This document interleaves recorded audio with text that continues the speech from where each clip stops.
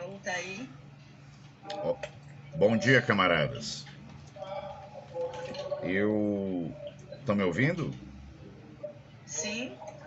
Eu militei na UJS dos 14 aos 35 anos, mais ou menos, contando com o tempo da CTB. Eu sou Paulo Vinícius, sou cria do Patinhas.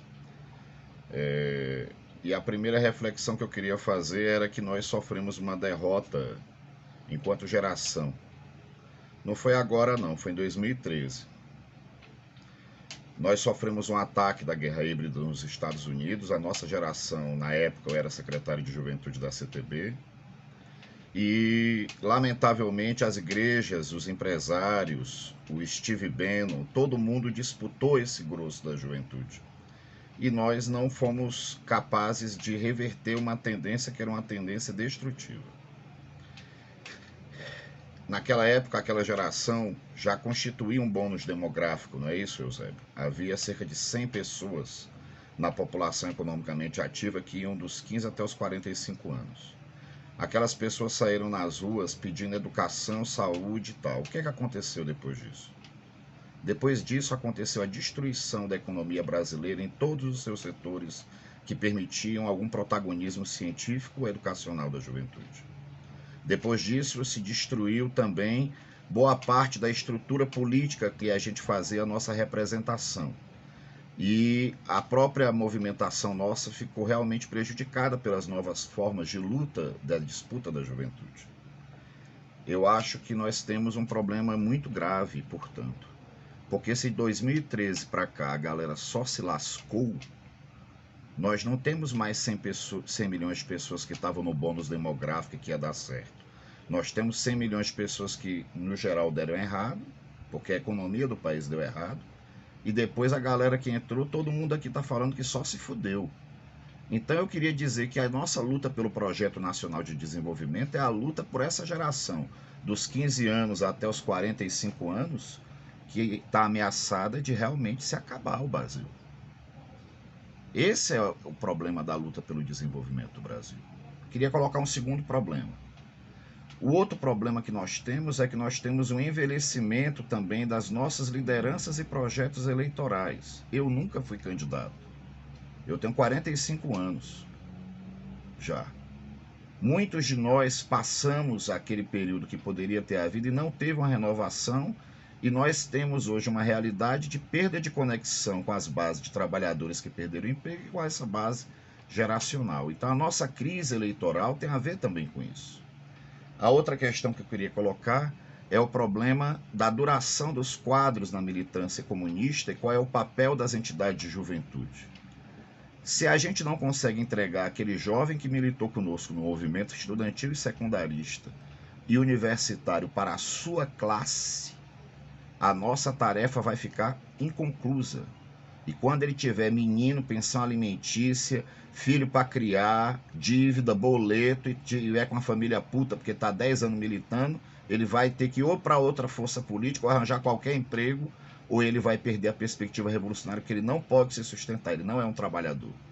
Então está inconclusa a tarefa nossa na juventude.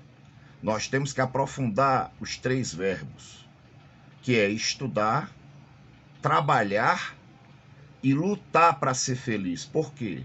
Porque só dá para ser feliz a partir da luta. Quer uma prova? Nós perdemos algumas batalhas nos últimos anos e isso causou uma imensa infelicidade, sofrimento, morte, genocídio para todos nós. Esse é o custo da derrota política. Então, a nossa militância tem que ser pautada pelo estudar, pelo trabalhar e pelo lutar para poder dar consequência à sua militância juvenil pelo socialismo. Não basta ter amor pelo povo, não basta ter o bom coração.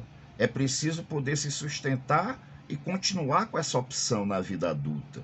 Nosso desafio não é uma militância para a juventude, nosso desafio é uma militância para a vida inteira. Por fim, eu queria dizer que nós valorizamos pouco a experiência da UJS na forma dos movimentos sociais. A CTB, ela é uma forma de valorização dessa experiência, porque ela discute um problema central no movimento comunista, que é a relação dos comunistas com o povo. historicamente, nós achávamos que essa relação era por correia de transmissão e o nosso papel de vanguarda. Bastava a gente ter a foice e o martelo, tá certo, e mandar que estava tudo certo. Meus amigos, isso não deu certo, nós fomos derrotados. Essa direção aí, que não escuta a base, uma cúpula lá em cima e a base lá embaixo, isso daí deu em derrota. O que deu em vitória foi a prática da OJS. A prática da OJS não é direção por correio de transmissão.